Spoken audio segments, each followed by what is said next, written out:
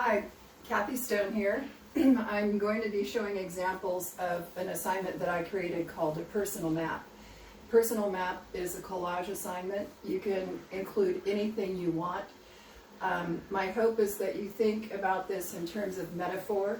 So you can think about your past, present, and future. You can think about internal, external forces like yin and yang. Discuss things like transformation, surrealism. You can have a sense of humor and have work that's funny or humorous. You can talk about politics, relationships, pretty much anything you want. The personal map, a lot of times students get bogged down by thinking too much about what they want to say instead of just gathering materials together like in the color collage and just beginning working. So if while you're going through magazines and different things, you see anything that you relate to, take that image or those words or whatever out and save those, because it's really hard to go back and find something a second time. So the first example I'm showing right here is, this is the woman that was in my class who was a photographer, and she did not find all these butterflies. So she found these butterflies, made them larger and smaller, and hand-colored the butterflies to have the information that she wanted in her work. So she wanted to talk about transformation. The black and white in the back represents the past, that her past was dark and not happy, and here's the future and how she feels about her life now. This is just fun, these little Rice Krispie guys, and the color palette is really amazing.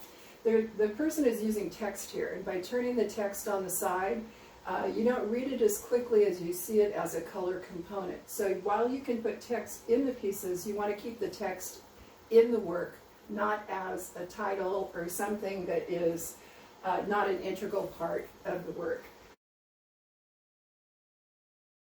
So this one is talking about the glass half empty or the glass half full, and there's also this ring that's sort of this floating there that talks about infinity or maybe commitment, monogamy, you know, whatever you want to think that is a ring, or that's some kind of continuity.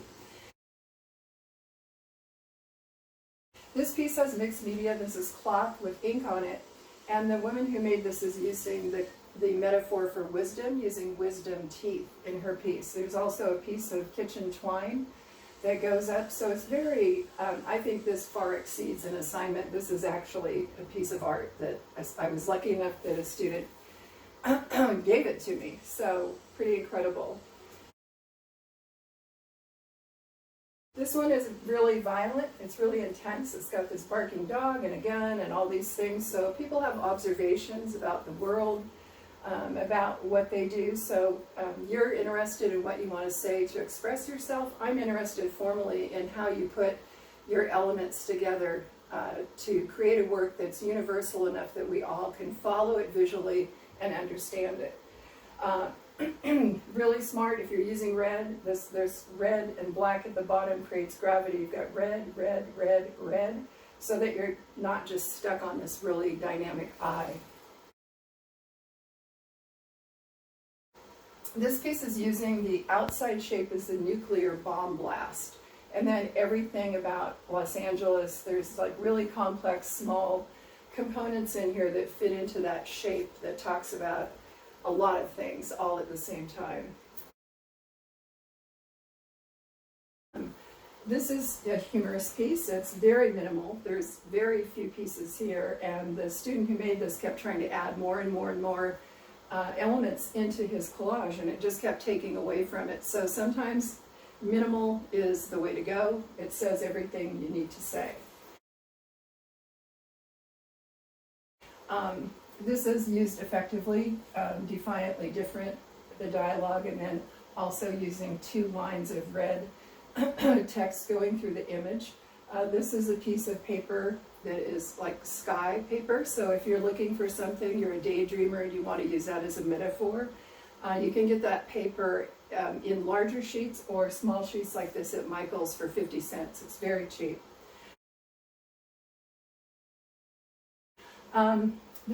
This picture is really also very minimal, and it has this field kind of going off into this distance, like not knowing where your future is or maybe where you're going. This piece I think is really interesting in the fact that it's the woman almost like a ghost, like a shadow of herself. Very intimate. Again, I always get asked the question, how big should these be? Well, they should be the size so that they work. So if you want someone to come in and see something really close and have this intimate reaction, if you make the work smaller, you get the viewer to come closer. This is also kind of like just this desolate thing that goes off into the distance. Really effective use of framing on this piece.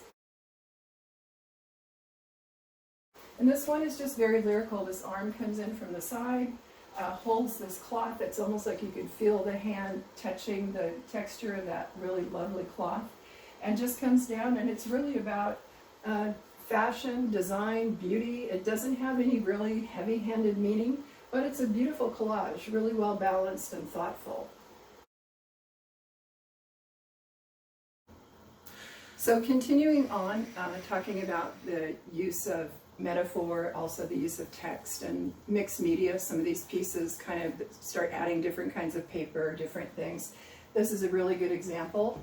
It's very literal. The student was an architecture major from Mexico. He's going to school. There's a book.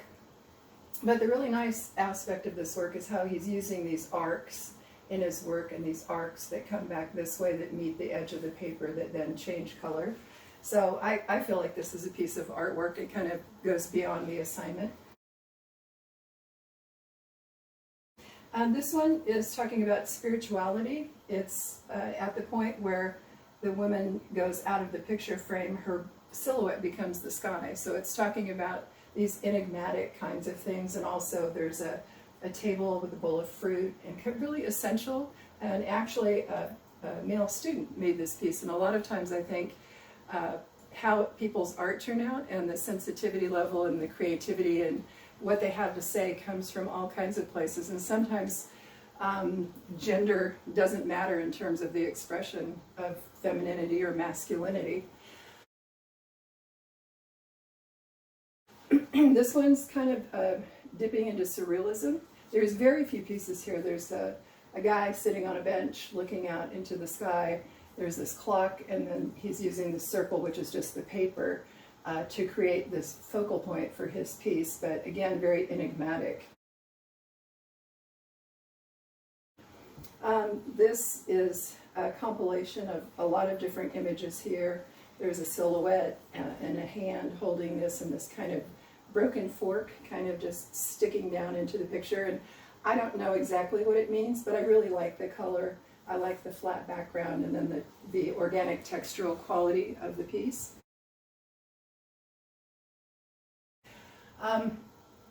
This piece is talking about feminine beauty, and using these frames is very effective to create a focal point. And then all of the other surfaces are like rusted and old, and then here's this beautiful woman's silhouette in the picture. This one is also, I think, a piece of art. I think it exceeds the assignment. It's all these high-rise buildings in the background, and this person standing looking up, and there's a person here, and there's a dead, like a mummy on the bottom, and then these kind of ghost shapes. And I don't know exactly everything about what that piece means, but it's very enigmatic. It makes me think about all kinds of things, makes me want to keep looking at the piece longer to kind of figure out what the person is trying to say. A lot of times students want to discuss things that are like religion or God or things like that.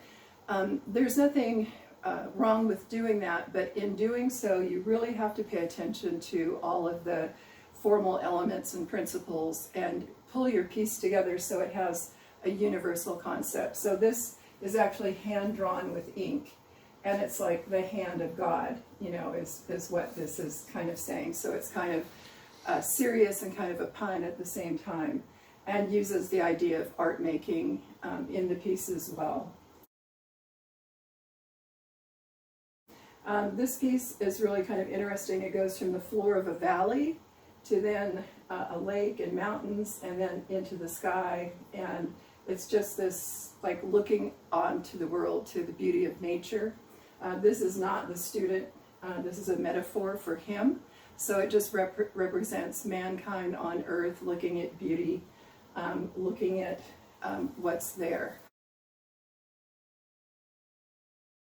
So I hope these examples have been helpful. Again, thinking about metaphor, something that stands for something else. So clouds for daydreaming, or something soft, texturally, something you could touch.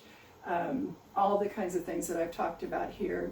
Butterflies, they go from a cocoon to butterflies and fly away. So the idea of transformation, humor, all of those kinds of things are topics for discussion and kind of thinking about your piece and how you might put it together. So have some fun, express yourself, think about formally what you're doing with the work, and I'll be interested to see what you come up with. Thank you.